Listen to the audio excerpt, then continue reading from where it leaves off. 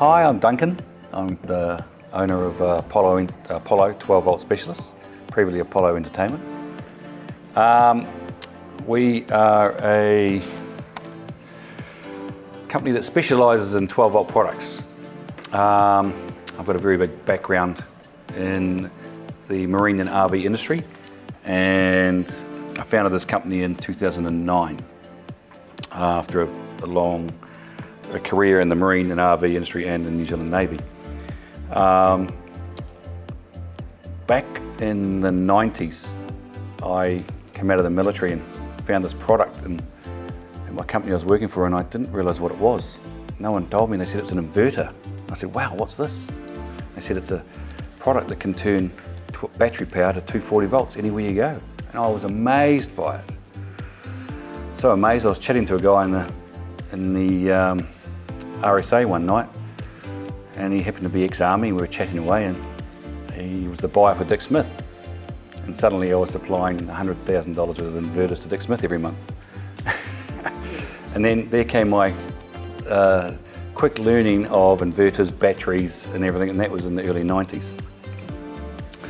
So we've been around a while, but we specialise in high-end products for the campervan and marine markets.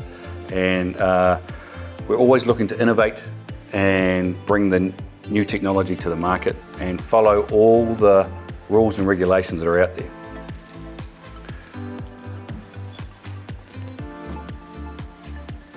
Okay, boss. So we have a great team at our company, and the team is where it puts it at, so that we can bring it to the market and support the whole market nationwide. And we've developed a very deep dealer network, and we teach them as well.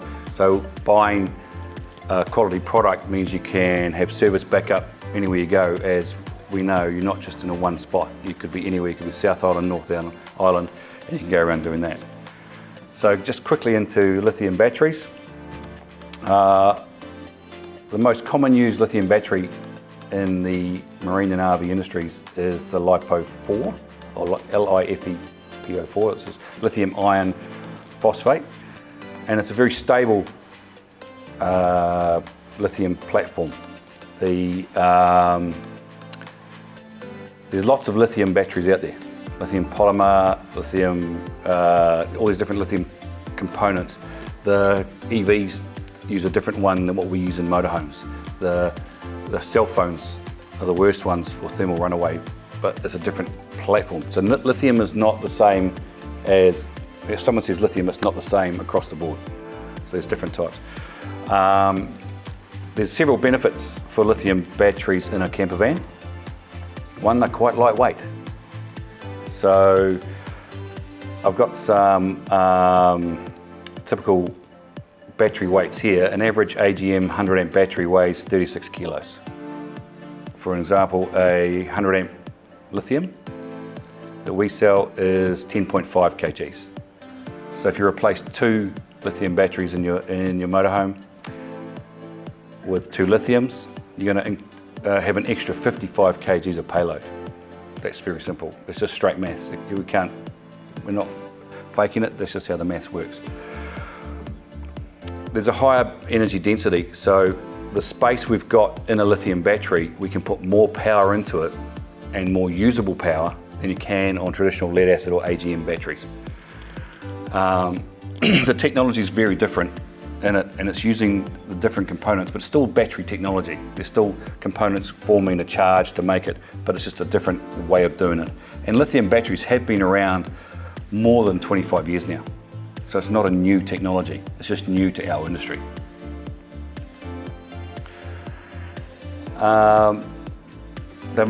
Lithium batteries have a much longer lifespan. Oh, sorry, I'm not pushing that button, I'm pushing my button.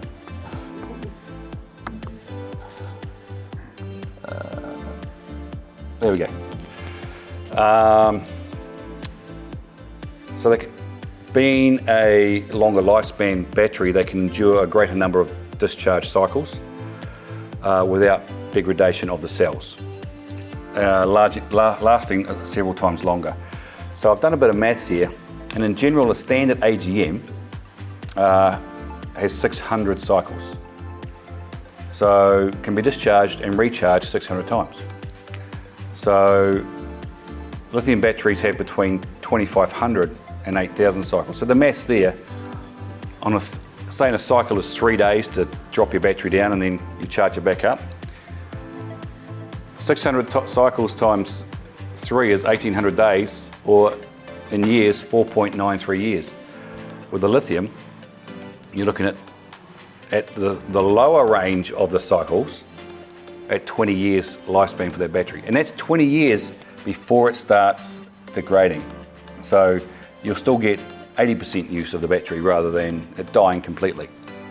So AGMs and lead acid batteries in a deep cycle state, they have a maximum discharge capacity of 50%. So when your battery's empty 50%, you're down at 10 volts, and that's your battery flat. With a lithium battery, there's no voltage drop because the BMS, or the battery management system that's built into the battery, and if anyone sells you a battery that doesn't have a BMS, then you need to talk to them about it. The battery management system, that controls the battery and how it works, and so the battery voltage is stable all the way through. So as your graph for AGM batteries, the graph goes down, the voltage goes down, and you've all seen your meter in your van, and it goes green, then orange, then red. Well, that's just worked on the voltage. As the voltage goes down, there's an average that it's going to be that way. But with lithium, the battery voltage stays at 12.8 volts all the way until it's flat. So, but you get 100% use of your battery. So, or some are 80%, some are 50%, depending on the product you're buying. So, the length of use of your battery is going to be more. Your size of your battery you're getting, you can, for the same size you've already got in your vehicle, you can double your capacity. So if you, for example, two 100 AGMs, that's 200 amp hours, but it's only 100 amp hours of usable power because you get 50% discharge. Simple maths. With lithium at 100% discharge, you become 200 amps of usable power, but that's in the same space and saving that 55 kgs. So there's a lot to think about there. Lithium has a faster charging aspect, so you can put more power in quicker and without cooking your battery. You know how you got your AGMs, the old lead acid batteries, and they would boil, the batteries would boil? Well, you're not getting that with lithium because it's the battery management system is controlling the inflow of power and spreading it across the cells and bring them all up to capacity together, very, very simply. But you can pump a lot more faster charging in. We've got a customer who runs a 300 amp hour battery. He got down to 16% on it the other day, and by 10 o'clock the next morning he was full. But he's got 800 watts of solar on his roof. He was down in Gisborne on the east coast. It was a nice sunny day, but he was pushing in close to 80 amps of power into that battery, and it was full before 10 o'clock. The lithium batteries are practically maintenance free. You're not having to look at them, monitor them, all that sort of stuff. Most good lithium batteries these days have a Bluetooth BMS. So you can connect to them with your phone and you can see your capacity, you can see how full they are by a percentage, you can see how much power is going out of them, how much power is going into them, what the temperature of the battery is. There's a lot more data we can give you, but us personally, with our batteries, we've taken away a lot of the information because it's just too much to take in and people get confused. There's a lot to learn about and know about in your camper van already. You don't need to know how many amps are going into this 3.2 volt cell. So we've taken all that out and just given you a basic battery management system on an app. So as we suggested before, there's a deep discharge cycle. So AGM, maximum 50%. I'll just catch up to where I'm talking about, sorry. I'm not used to two different buttons. There we go. So most of them are, 50% discharge, where our lithiums are 80 to 100% discharge. If you only go 80%, you're going to increase the life of your lithium. If you go 100%, you're going to run out for so many hours. But you get to use that one battery. So going back to that example of two 100 amp AGMs, you can actually take both of those out and just put one 100 amp lithium in, and you've got the same capacity in there. So you're getting the same amount of power off one battery. So if there is weight issues in the camper and going oversized, if you have a WAF van and you don't want to have to put too much in, you can take two batteries out, put one battery in if you've got enough, if that is enough for your capacity, and then you can save yourself 60 odd kilos of payload. And that could be used for extra water, wine, or extra food. So, but it is, it's a very good system, and it's something we need to embrace now and not be scared of moving forward. Temperature tolerances. So lithium gives us the opportunity to operate in a wide temperature range. Why is that button on? There we go. Temperature range. Depending on the battery's specifications, we can go right down to this -40 range. That uses technology in the battery to heat the battery. Because generally at zero, a lithium battery won't work. But we can put heaters into them, which uses the power from the batteries to heat them, so you can use them in cold environments. But we can use them in a lot warmer environments too. And normally, when the battery gets to 60 degrees, the internal battery management system will turn them off. So they can't go overheating, they can't blow up, because they've turned themselves off, and then they'll restart when the battery gets down to 50 degrees. But being inside a camper, the temperature's pretty controlled. You know, you can get up to 35, 40 degrees on a hot day, but that's not going to hurt your battery. If the battery's on the outside of the vehicle, in a locker outside, that's when we've got to think about potentially heating or insulating the chamber, or heating the battery itself, because of if you're in the snow or down at Queenstown in the middle of winter, that's when you can get really cold. But I think there's a lot other things you've got to worry about, like freezing your pipes and water, than just your batteries at that time. But giving us that full voltage range means we're not damaging the battery, and the battery's looking after itself on those times. Once again, I'm harking back a little bit to the BMS, the battery management system, and having a good battery management system in the battery is what's going to protect the battery and protect your 12-volt system and protect your camper van and you. Well, we'll do it this time. Lithium-ion chemistries are quite different, and due to the stable chemistry of LiPo4, there's very minimal risk of thermal runaway or fire. There's a lot of bad info out there in the market.